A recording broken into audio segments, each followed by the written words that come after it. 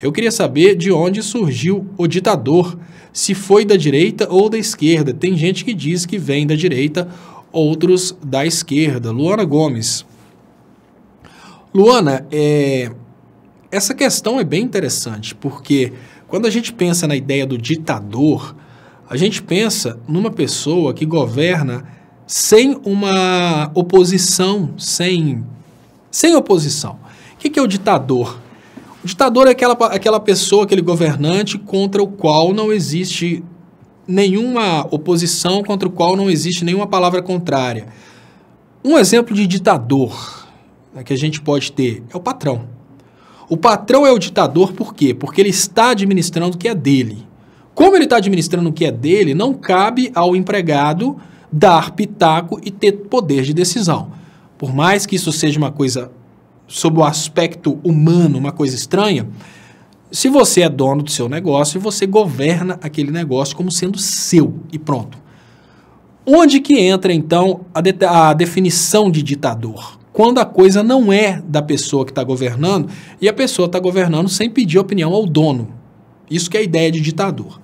Vamos imaginar que um governo chega ao poder e o Estado, né, o país não pertence àquele governante. Vamos pensar a realidade de hoje. O Brasil não pertence ao Bolsonaro. O Bolsonaro ele foi eleito presidente, mas o Brasil não pertence a ele. Então, como que é a modalidade de democracia no Brasil? Democracia representativa. O Bolsonaro só pode tomar atitudes se as atitudes forem democraticamente aprovadas no Congresso Nacional. O Bolsonaro, ele tem determinadas coisas que ele pode fazer e determinadas coisas que ele só pode fazer com autorização do Congresso. Quando que ele se torna um ditador? Vamos imaginar que o Bolsonaro toma uma atitude sem autorização do Congresso. A partir daí ele se torna ditador. Por quê?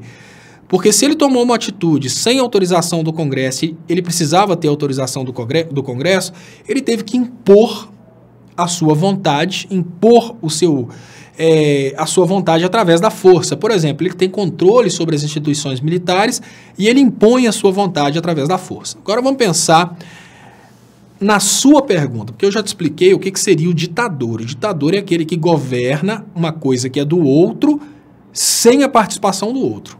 O Brasil ou qualquer outro país é do povo.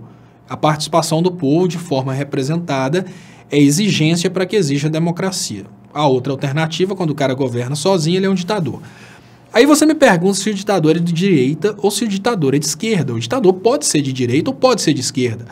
Primeiro vamos pensar em direita e esquerda de uma forma bem resumida. Vamos pensar direita e esquerda na forma econômica. Vamos deixar de lado o que é direita e esquerda no aspecto moral, porque no aspecto moral é bem complicado.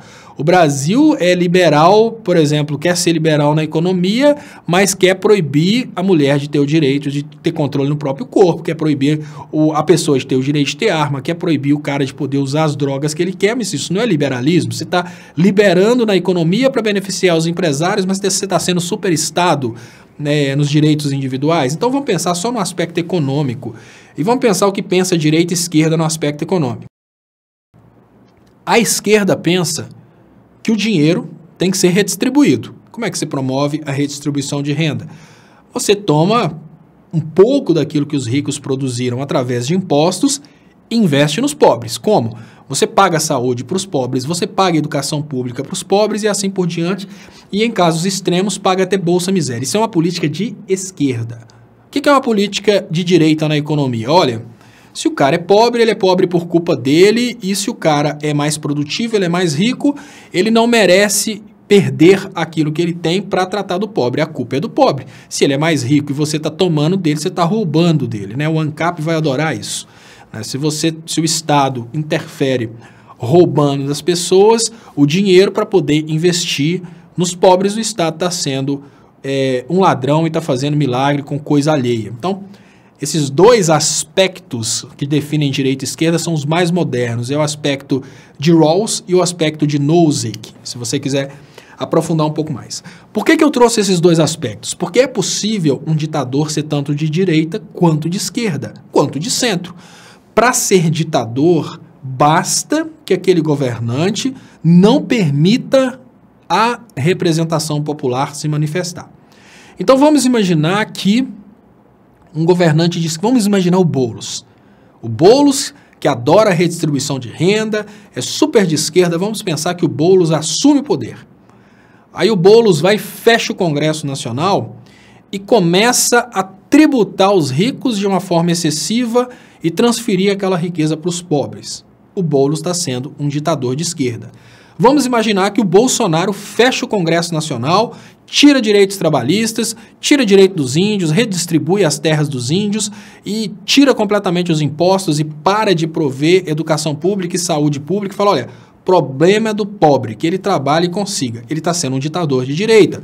Vamos pegar um exemplo de centro. Vamos imaginar que o Ciro Gomes vença, fecha o Congresso e fala, agora os trecos têm que ser equilibrados.